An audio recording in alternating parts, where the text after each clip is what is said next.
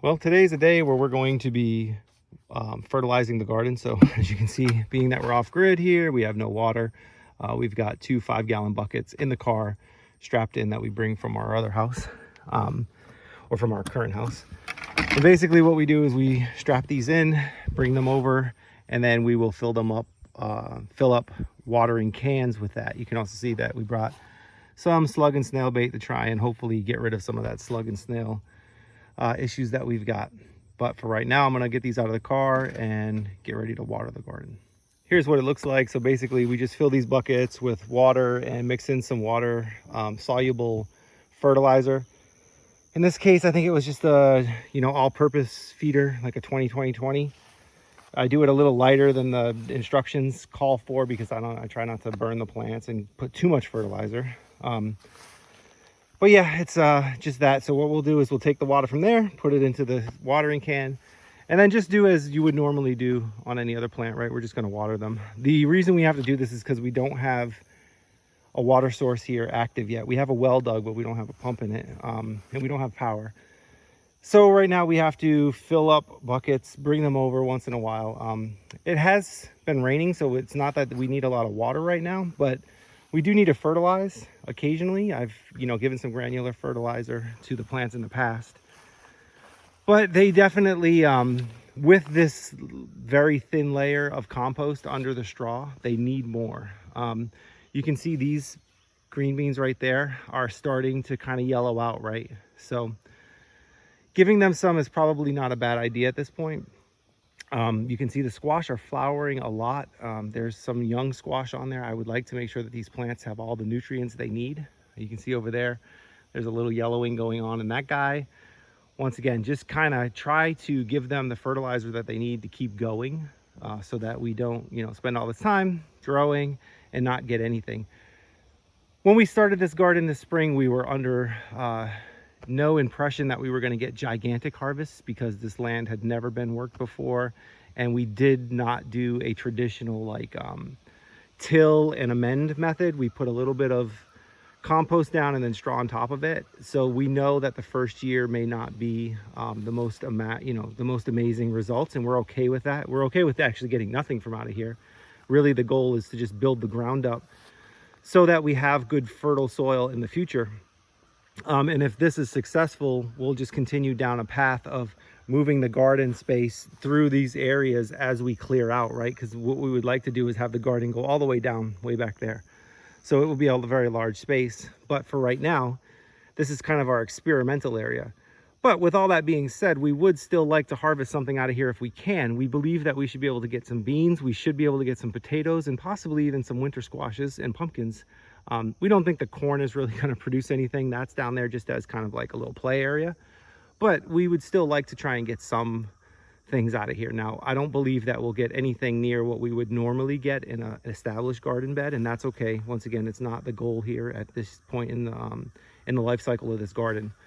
But we're trying. So we're going to take this water. We're going to, it's got fertilizer in it. Get it from the buckets into the watering can, and then we'll just water the plants accordingly. So be back in a little bit after that's done. All right, so the buckets are now empty. I got that one over there emptied out. Just finishing up here. As I said before, really just kind of doing the way you would water plants any other, location. What we're noticing also, and I don't know if you can make it out through the video right now, but there's some leaf damage on some of these, especially these yellower ones, and I think it's snail damage. So we're totally off grid here, and we don't really have anything to keep an eye on them easily with, right? I come over a couple times a week, but it's hard to keep on top of everything here. My guess is this is going to be snail and slug damage. I've seen a couple snails in here, so it wouldn't surprise me if these were snails.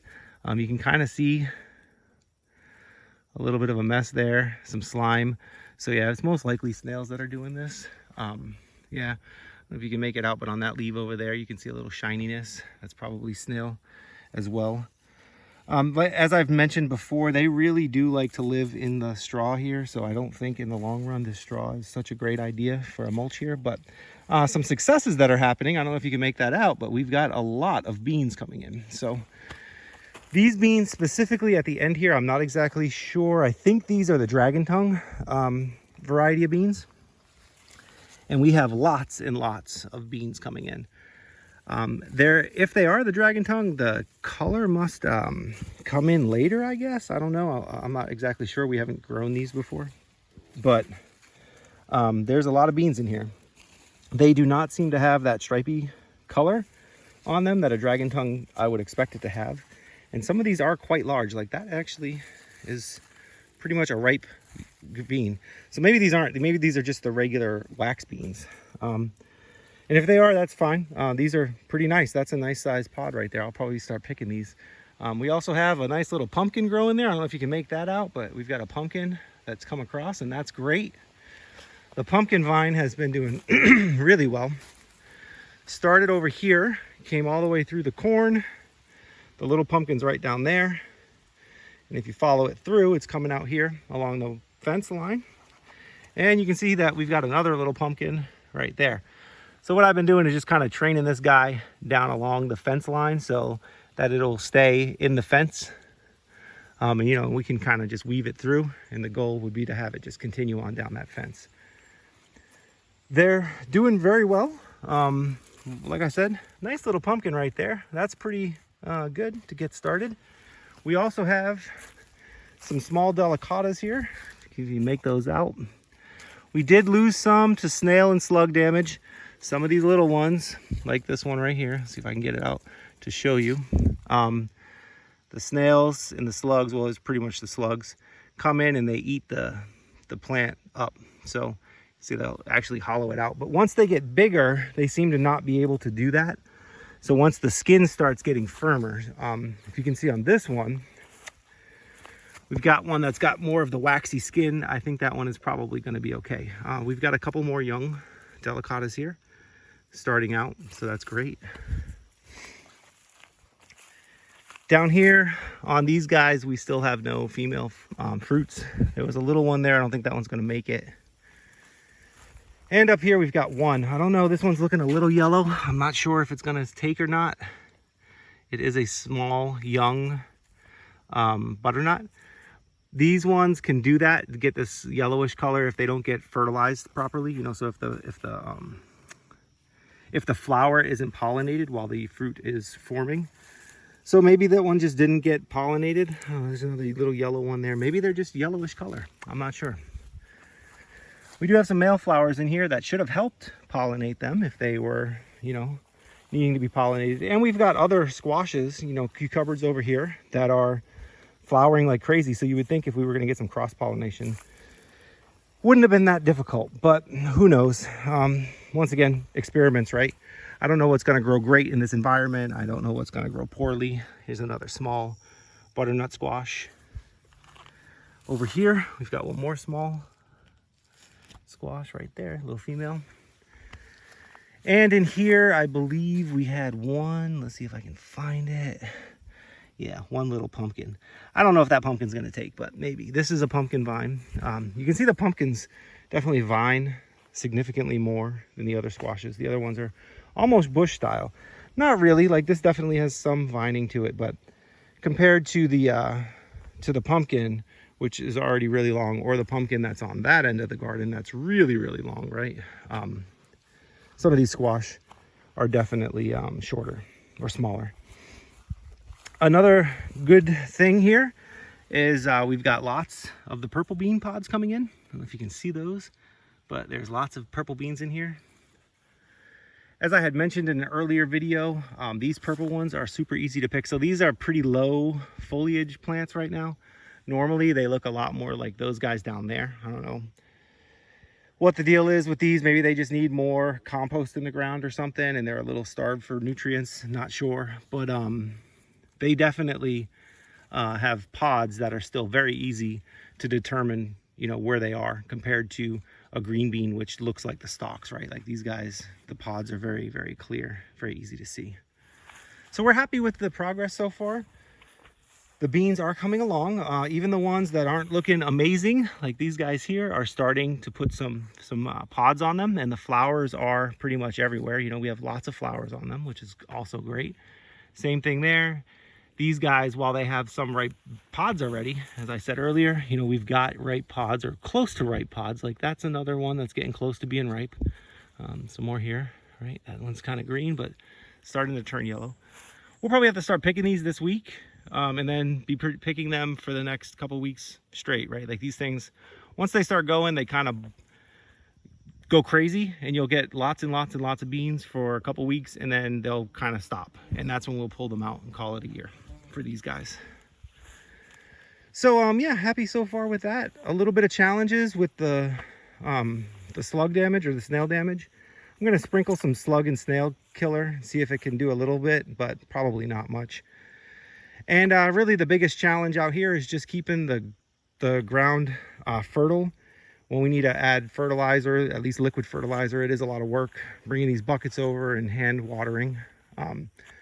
Hopefully today's rain will give these guys a nice jolt of water, and I won't have to come over and water the potatoes. The potatoes can usually go a good amount of time without watering, so I don't really have to do those very much. I've only done them, I think, once so far this summer. But you know, if we go a week or so without rain, I'll probably have to come over and take care of it. So hoping for rain today, but if not, hopefully in the next couple days we'll get some.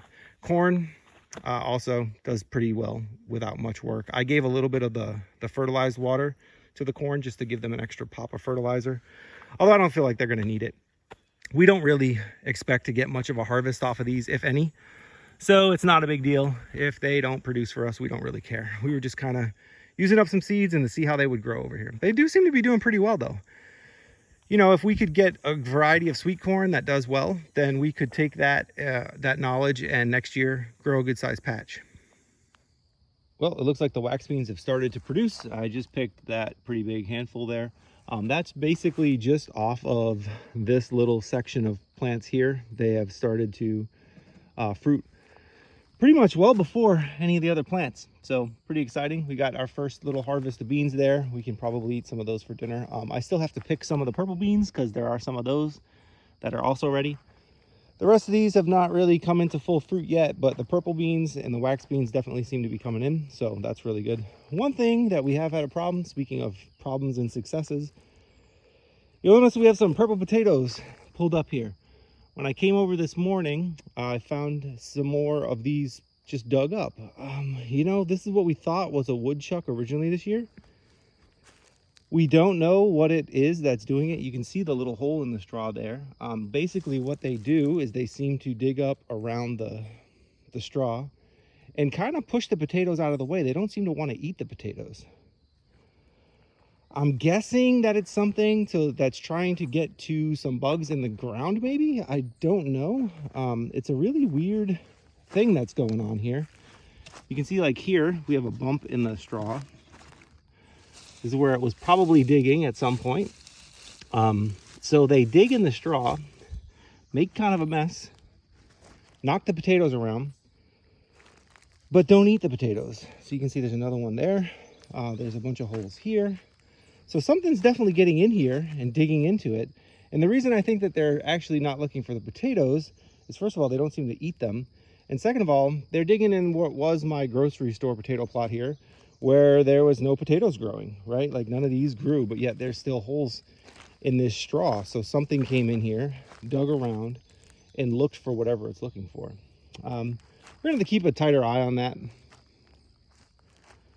Hopefully I caught something on the game cam. The game cam has been fogging up on me. I don't know if it's broken or if it's just the angle against the sun or what, but it has not been getting much in the way of, you know, footage for me, which is a problem. But on a positive note, those potatoes are all good. So I have, you know, a handful of purple potatoes to take home. Unfortunately, they were all dug up before they were really ready. Yeah, you can see holes here. You know, something definitely came in here and was trying to find something inside the straw. Not exactly sure what. But yeah, for failures, you know, some for sure. Trying to maintain the slugs over here has been difficult, and annoying animal pressure I got to figure out. That's a definite struggle. But successes, we've got some beans coming in. So it's not a huge harvest, but that is a couple handfuls of beans on our first you know, picking of these. We got a good amount of wax and some of the purples. We'll probably just eat those in a dinner. For the wife and I, those are probably 2 dinners worth of beans. As we start getting more and all of these bushes start coming in to fruiting, you know, all at once, and we get more numbers of beans, we'll start canning them or freezing them. But for right now, that's a pretty good win. You know, definitely not bad for our first year on this piece of land with minimal inputs. All right, well, thanks for watching. We will pick back up in the future. I appreciate you coming through the garden with me.